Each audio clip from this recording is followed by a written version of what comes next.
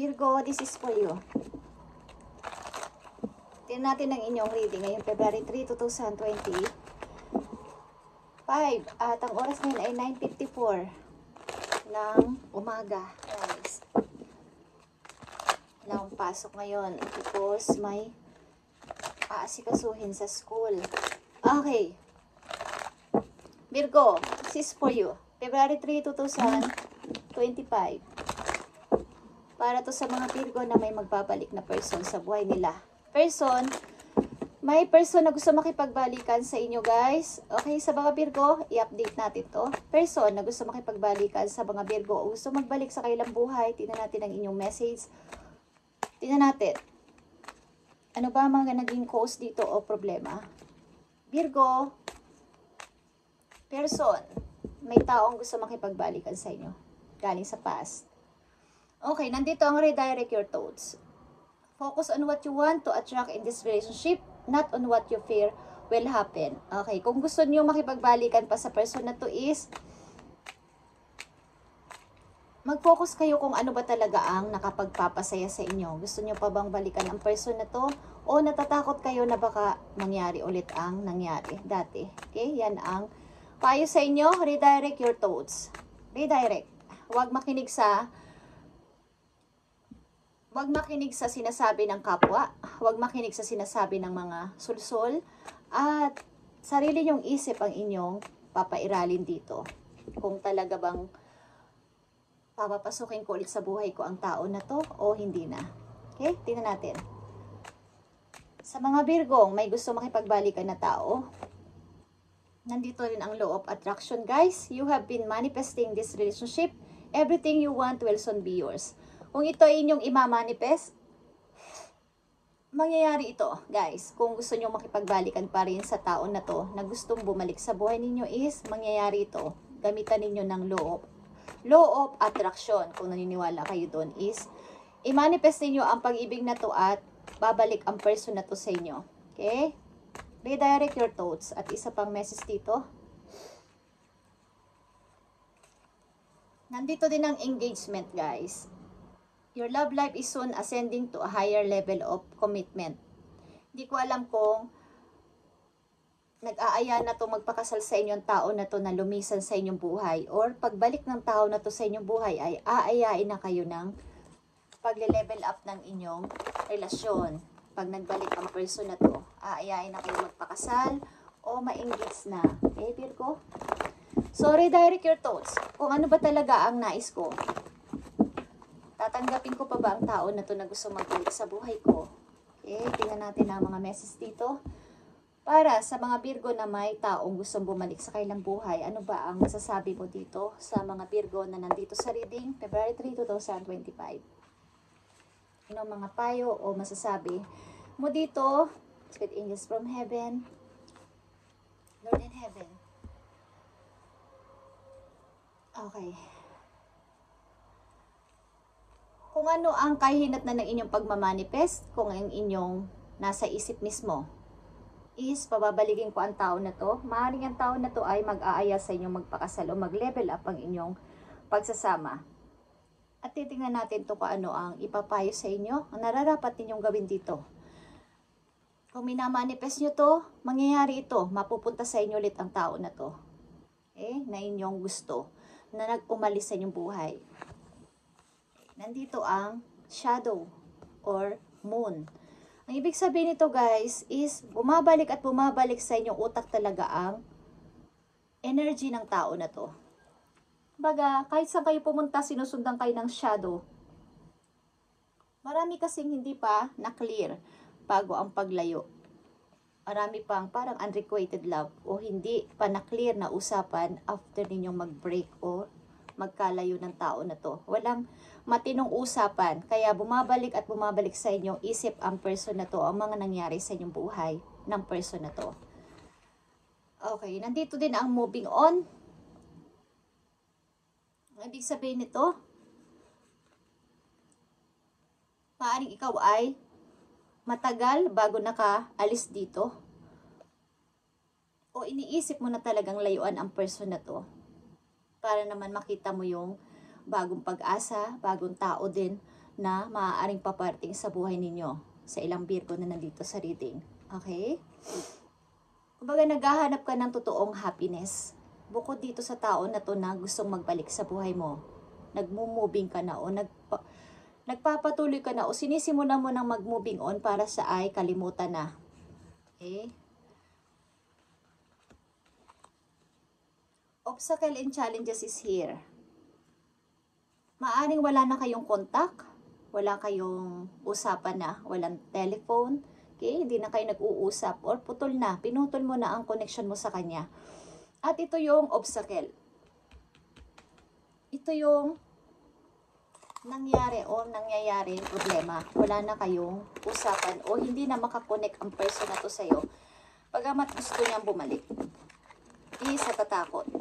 Na baka natatakot ka din na baka maulit na naman ang nangyari. Hey Virgo, ano pa mga message na gusto nyo ibigay sa mga Virgo na nandito sa reading about dito sa may taong gusto magbalik sa buhay nila? Maring ang tao na to ay engaged na kayo, malapit na kayo ma-engage, but nagkaroon ng hindi na pagkakaunawaan o disconnect na ang inyong communication. Wala na kayong usap-usap. But sinusundan ka talaga ng shadow galing sa nakaraan sapagkat walang clear na usapan dito o walang closure. Okay, so redirect your thoughts kung gusto mong pabalikin pa ang tao na to sa buhay mo is huwag ka makinig sa sulsol, huwag ka makinig sa mga payo ng iba, makinig ka sa iyong sarili. Okay, Virgo?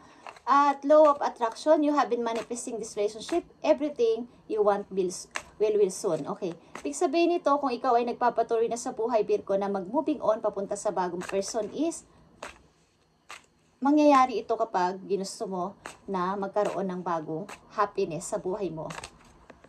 Dire-diretso lang sa pag-moving, ang ibig ko sabihin. Okay? So, Virgo, tingnan natin ang mga message dito para sa'yo.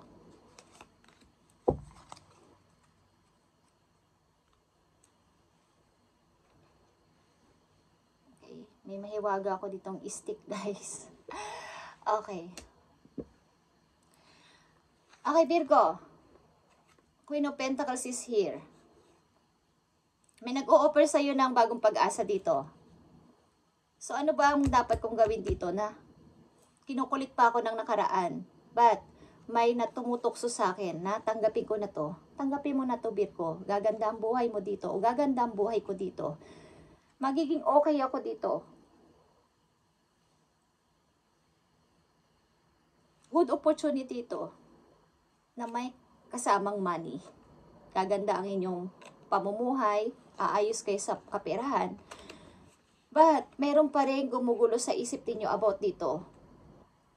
Galing sa past. So, kailangan dito ng clear na pakikipag-usap sa taong involved sa buhay ninyo dito para kung tatanggapin niyo ang offer na to ay wala na kayong pagsisisihan o pagbabalikan pa. Hindi na kayo maglulooking back.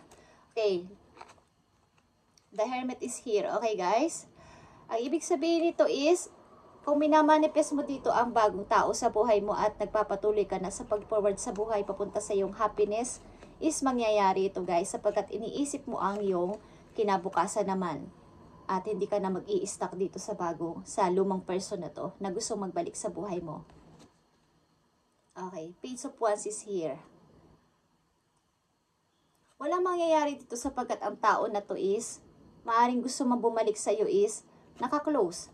Close ang door. Ibig sabihin, wala kayong communication o disconnect na. May pagka-immature din kasi ang person na to. Pag-iisip bata. Walang disposition sa buhay. Hindi ko alam kung ito ay mama's boy or mama's girl na nakikinig lang sa mando ng mga nakakatanda sa kanya, sa relasyon niya, pag nakipagrelasyon siya. Okay. Baka batang isip, hindi pa mature sa larangan ng seryosohang pag-ibig kung papunta na sa engage, is walang disposition sa buhay.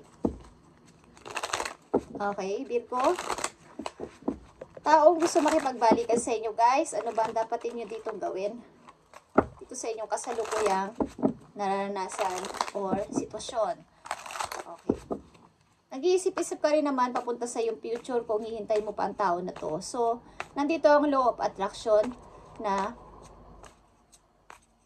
i-manifest mo ang bagong pag-ibig at ito ay mapapasayo soon kung tuloy-tuloy ka sa bandang spring, guys. Okay? Energy ng water sign is here and Virgo, katulad mo. Okay. Redirect your thoughts. Redirect your thoughts. Ang ibig sabihin, guys, huwag kayo makinig sa mga susunod ng iba. Makinig ka sa iyo sarili kung tatanggapin mo na ang bagong offer para gumanda na ang buhay mo o umayos ang iyong kinalalagyan. Message for Virgo. Nandito sa reading, ay magbabalik na tao sa buhay nila. Nagpabadyang magbalik sa buhay nila. But ang ilan sa inyo ay unti-unti nang pinapalaya ang sarili. O mga memories, tinatapon nyo na din or kinakalimutan nyo na. Okay? Yeah, the sun is here, guys. Okay? May dalawang person dito na masaya. Sapagkat nagkaroon kayo ng freedom o magkakaroon kayo ng freedom kapag ang inyong isip o pag-iisip ay redirect sa inyo mismo. Hindi sa sulsul ng ibang tao o payo ng ibang tao. Magkakaroon kayo ng kalayaan at happiness sa buhay. Okay? The sun is here at dalawang person dito na masaya sa gitna ng sa sikat ng araw, guys, is may freedom. Makakahanap kayo dito ng taong pareho kayong may freedom sa sarili. May free. Baga, wala rin siyang sabit. Okay? Baga, pareho kayo single. At mag-i-enjoy kayo sa relasyon na to, ang ibig ko sabihin. So, huwag kayo makinig sa susunod na iba. Sige, balikan mo, Virgo. Okay? Maawa ka sa kanya. Or, kung ano-anong sulsul. Basta ang gawin nyo ay redirect your thoughts. Ang gagawin ninyo, sarili nyong kaisipan at kung nang iistorbo ang tao na to at gusto sa iyong bumalik, kausapin mo ng personal, kausapin mo ng direct. Okay? Baga, prank ka. Nawala na tayo. Kailangan ko na mag-move on. Kailangan ko na umalis at baga, i-clear na to at hanapin ang aking happiness sa ibang lugar o sa ibang person. Okay? Three of Wands is here, guys. Yeah. Maybe naghihintay talaga kayo ng bagong tao sa buhay ninyong paparating at ito ay darating. Okay? Darating ito sa inyong buhay, guys. Matagal kayong, ang ilan sa inyo naghihintay ng bagong person na paparating sa buhay ninyo na maayos. Ito ay paparating. Okay? Sa inyo. Virgo, Ace of Pentacles is here.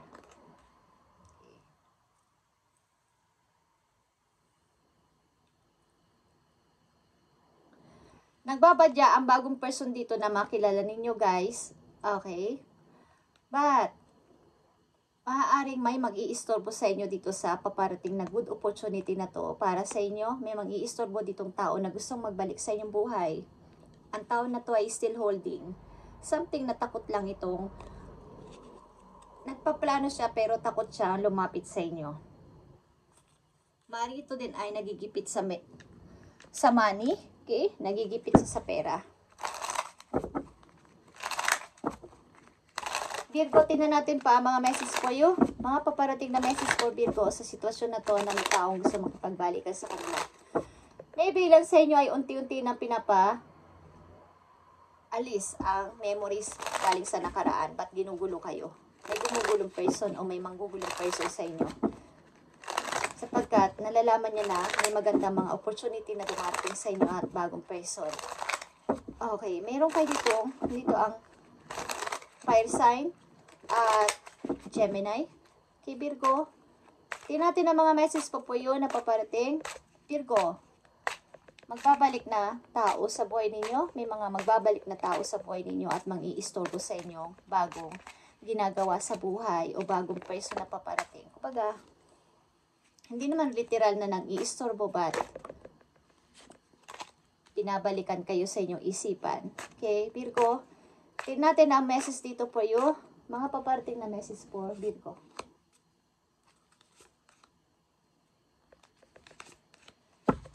Mga paparating na message for Virgo, bago mga tao at bago talagang pagkakaabalahan. Okay, Virgo. Yan, nakikita nyo ang lovers, guys. Bagong person ito na inyong makikilala. Okay, at nandito din yan. Ito ay harmonious. Harmony. Harmony. May makikilala kayong bagong person dito. Three of Cups. Okay. Dadalo ang ilan sa inyo sa party, something, or may pagsiselebrate kayo. Meron kayong ikakasaya.